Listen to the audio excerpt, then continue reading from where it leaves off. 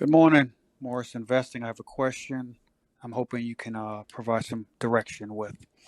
I've identified a real estate market which is located outside of my state. This southern locale happens to be located surrounded by multiple golf courses, and it seems to be great using a vacation rental model. The availability of the homes, however, do not last long. They generally are off the market in hours to days. So I'm hoping that you can provide some guidance as far as um, what tools are available for me to research any specific property and identify any potential issues prior to me submitting an offer quickly. Also, how can I identify if this specific area is overly saturated for the Airbnb and VRBO model? Thank you. I appreciate it very much. Thank you, Jeffrey. Well, a simple way to do that is to look on those websites.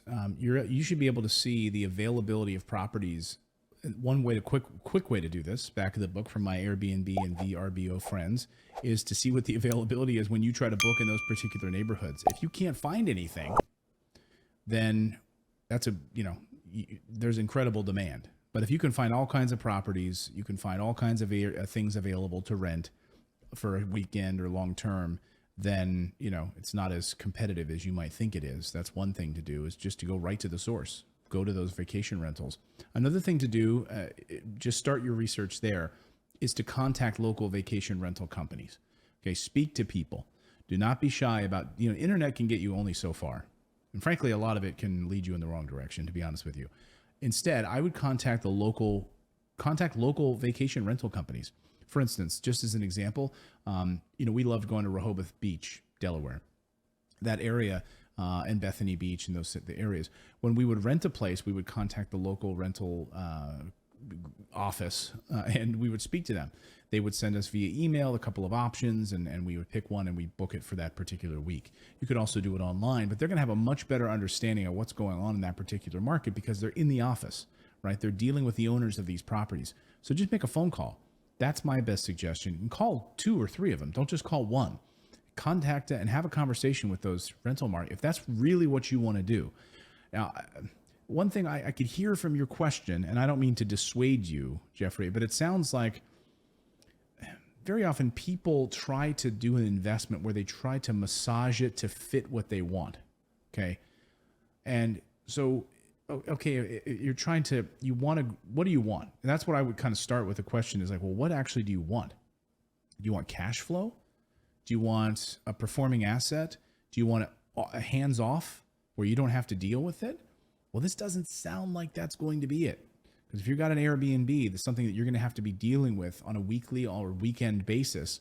You have to get cleaning crews in there. You're going to have to be doing all those sorts of things. You're going to have to be dealing with that on a regular basis. It becomes much more of a job than you think it does. Can you automate it, right? Can you turn that into an automation? Can you make sure that you've got a cleaning crew that does it, that you don't have to deal with the screening of tenants and taking deposits and all of those things? Great. If that's what you want, then you need to be thinking about some of those things. You're talking about like investing out of state. Is there a reason you chose this spot? Again, we build at Morris Invest, we build in specific markets our new construction investment properties for people just like you who are out of state, who are never going to go there and spend any time there, but are going to enjoy the benefits of the cash flow.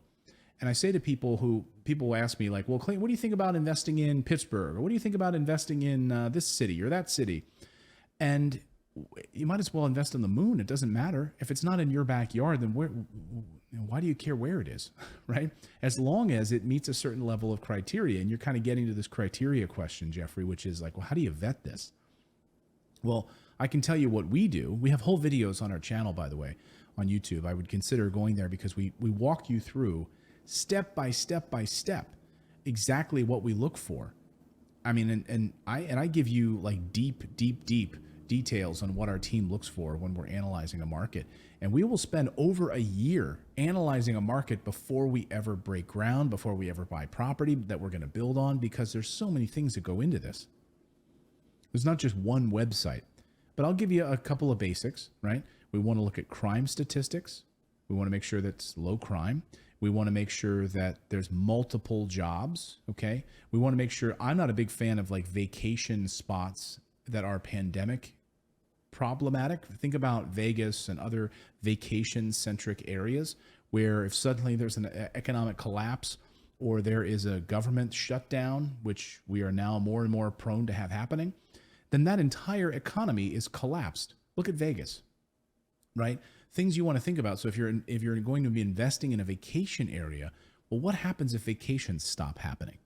These are very important questions to ask yourself as an investor, right? What about winter? What about summer? Can you have consistent cash flow through different seasons? That's one thing I'm not a huge fan of the Airbnb play, because you need to be in certain markets where it doesn't matter, what season it is. You're going to have consistent cash flow. Maybe the only time you won't have it is maybe in January or something like that, or February. So you need to make sure that you're investing in markets where you have that consistent cash flow. You also want to make sure you're in good school districts. This is a long-term play. So just think about those things as you start to lay the groundwork for your investment. Again, if you're looking to be hands-off, maybe the vacation rental play might not be your best. I just don't want you to try to force yourself into this thinking of an investment, like as if this group or this neighborhood is the only place that you can invest in the country, Jeffrey. Like it's not the case, like you might have your heart set on this place for some reason, and it sounds like there might be some kind of emotional attachment to it.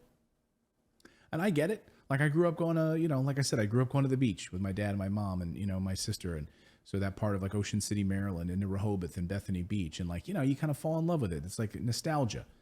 But don't let nostalgia and emotion get in the way of proper investing. That's all I'm saying. So just think about that. Let it sink in. And I'd love to hear you have any follow-up questions that maybe we can try to point you in the right direction on this. If you have any questions that you would like answered here on the show, please feel free to reach out to us. Just go to morrisinvest.com, click on the microphone icon, and leave us a voicemail message. We will try to answer it here live on the show. My thanks to all of you. Now go out there, take action, become a real estate investor. I believe it's the number one way to build wealth. We'll see you next time, everyone.